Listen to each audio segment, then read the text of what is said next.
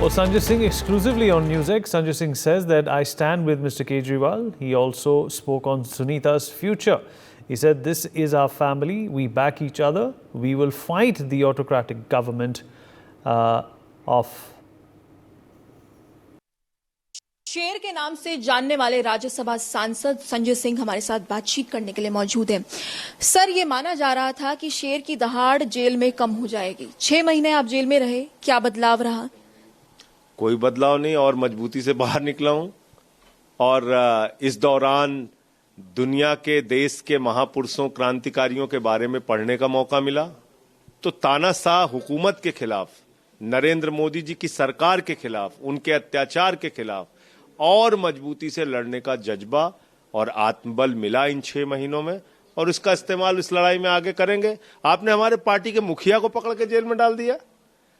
देश के सबसे लोकप्रिय मुख्यमंत्री अरविंद केजरीवाल जी, जो शिक्षा के लिए, स्वास्थ्य के लिए, बिजली के लिए, पानी के लिए, बुजुर्गों की तीर्थ यात्रा के लिए, माताओं बहनों की बस की यात्रा के लिए, आर्थिक सहायता 1000 रुपए देने के लिए काम कर रहे हैं, उनको पकड़ के आपने जेल में डाल दिया।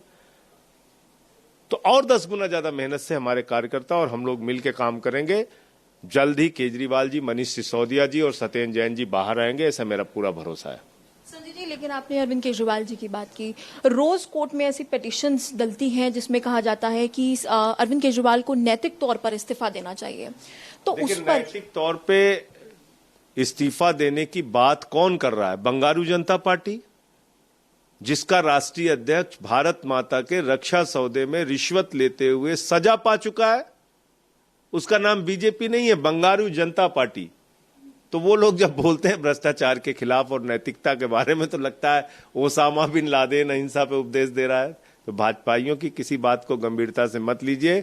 इस देश का संविधान बाबा साहब डॉक्टर भीमराव अंबेडकर जी ने बनाया है, और उनको शायद पता था कि इस देश में कभी ऐसी तानाशाह हुकूमत आएगी जो चुन चुन को मुख्यमंत्रियों को जेल में डालेगी, और उन मुख्यमंत्रियों को लड़ने का काम करना होगा, इस्तीफा देने का नहीं।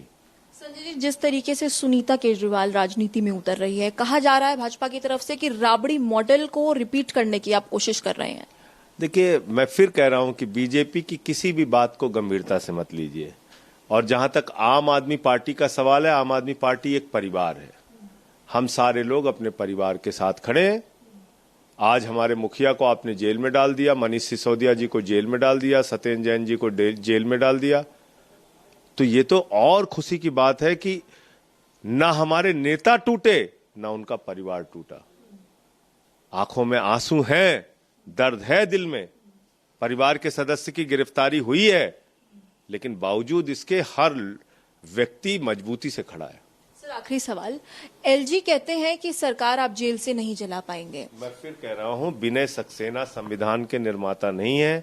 बाबा साहब डॉक्टर भीमराव अंबेडकर जी भारत के संविधान के निर्माता हैं।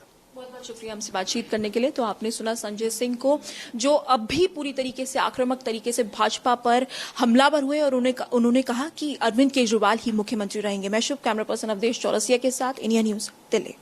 For more such videos, subscribe to the NewsX YouTube channel, hit the bell icon.